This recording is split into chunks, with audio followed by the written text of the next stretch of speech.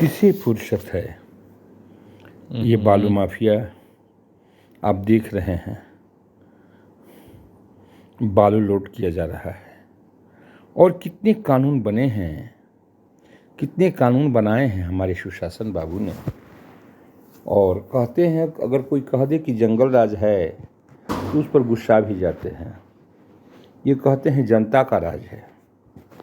और मित्रों, एक खनन पदाधिकारी जो इन भालू माफियों को नकेल कसने के लिए रोकी थी, उसको खदेड़ खदेड़ के घसीट के मारा गया।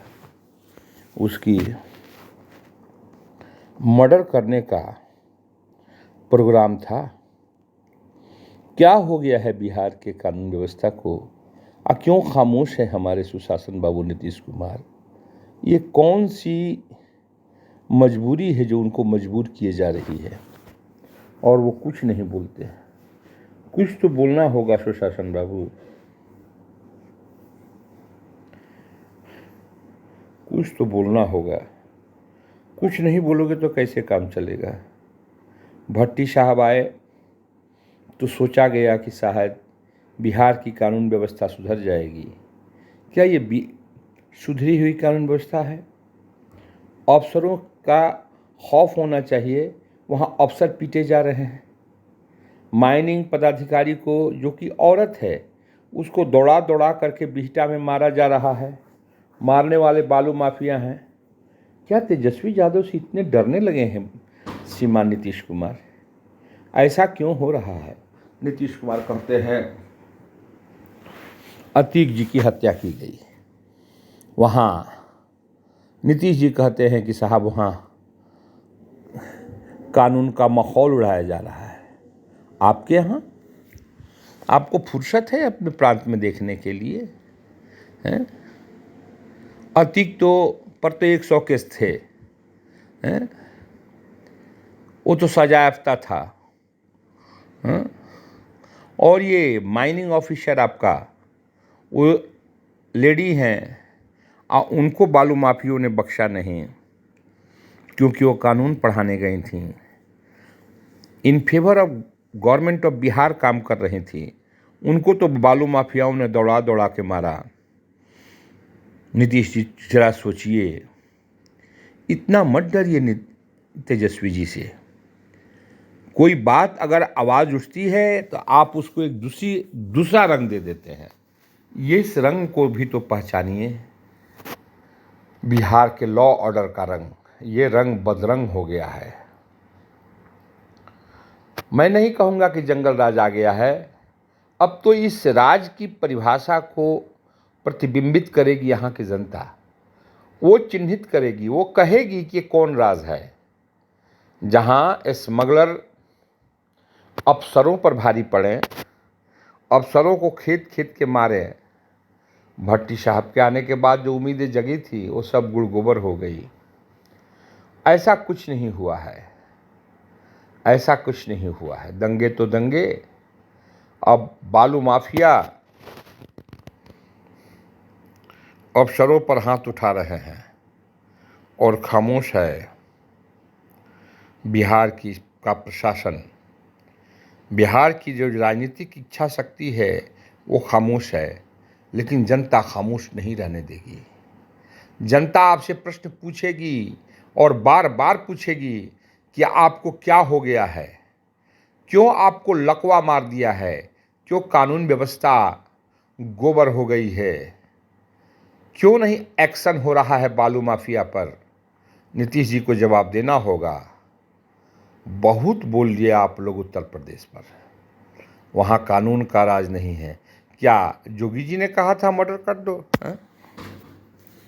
और वहाँ यूपी की कानून व्यवस्था को आप कहते हैं बुरा है, बुरा हाल है। रामनवमी में वहाँ कहीं दंगे नहीं हुए। आपसे बड़ा स्टेट है, लेकिन डबल है। आपके यहाँ 40 MP, वहाँ 80 MP, लेकिन दंगे तो आपके यहाँ हुए। आप सिर्फ दूसरे पर दोषारोपण करके अपनी जिम्मेवारी से मुक्त नहीं हो सकते। आज बालू माफिया को मारा गया, पीटा गया, किसी तरह से बालू माफिया जान बचाने में सफल रहीं, खनन पदाधिकारी सफल रहीं। बालू माफियाओं को कौन मारेगा, वो मुझसे गलती कहा गया। बालू माफियाओं ने खनन पदाधिकारी को मारा, दौड़ा दौड़ा के मारा, जान जाने की नौबत थी। थोड़ा एक बार सोचिए, ऐसा क्यों हो रहा है? लॉ ऑर्डर की क्या स्थिति हो गई है? क्यों हम ऐसा चाहते हैं? क्यों हमारी जनता इतनी माफियाओं के चंगुल में आ गई है? क्यों हमारे सरकारी नियम और कानून बौने साबित हो रहे हैं? नीतीश जी, ये वक्त है मंथन का, आपके सोचने का।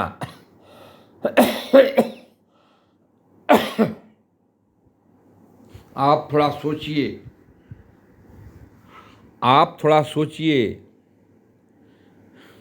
और सोचिए ही नहीं, पुलिस प्रशासन को एक्टिव कीजिए ताकि माफियाओं तक इनके हाथ पहुंच सके। चाहे सरकारी संरक्षण किसी का भी हो, किसी भी राजनीतिक पार्टी का संरक्षण हो। योगी आदित्यनाथ ने तो किसी की नहीं सुनी। जो डॉन कहलाते थे आज पट्टियां लेकर के घूम रहे हैं।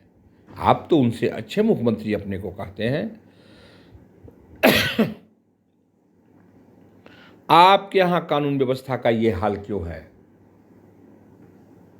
आपको लॉ ऑर्डर पर ध्यान देना होगा और इन बालू माफिया, ये स्मगलर्स और ये कानून तोड़ने वाले, जिनकी इतनी हिमाकत है कि खनन पदाधिकारी पर हाथ उठा देते हैं, उसे घसीट घसीट के मारते हैं।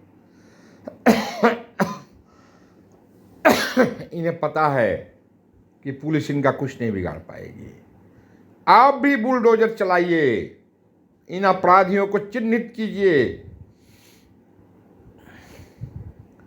ऐसी सजा दीजिए कि इनको समाज में जीना मुश्किल हो जाएगा। लेकिन ऐसा आप नहीं कर सकते, ऐसा आप नहीं कर सकते। ये माफियाओं पे सख्त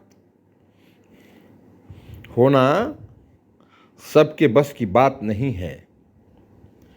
ये बालू माफिया, पहले भी सुने थे बालू माफिया में वर्चस्व की लड़ाई में कितनी लाशें गिर गई थीं। आज बालू माफिया एक बार एक और था जो कि जाकर के माइनिंग अफसर के ऑफिस में हड़काया था। आज फिर महिला खनन पदाधिकारी के ऊपर हाथ उठाने की जरूरत की है।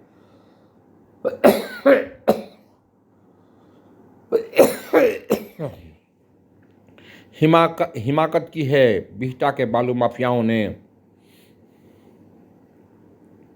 आप जगिए नीतीश जी, जगिए।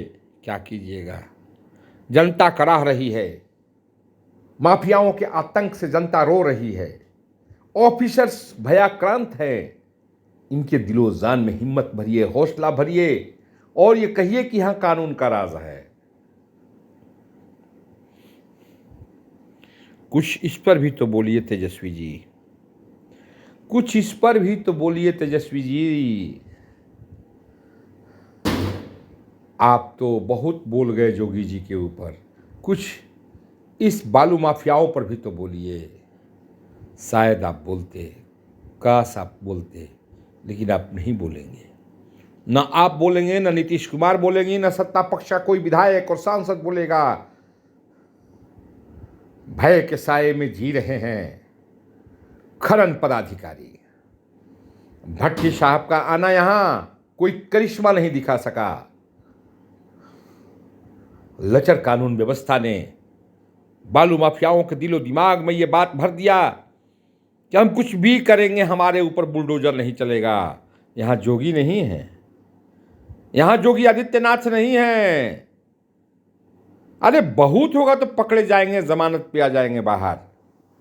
और कौन गवाही देगा मेरे खिलाफ? किसकी हिमाकत है कि उस अफसर के पक्ष में गवाही देगा?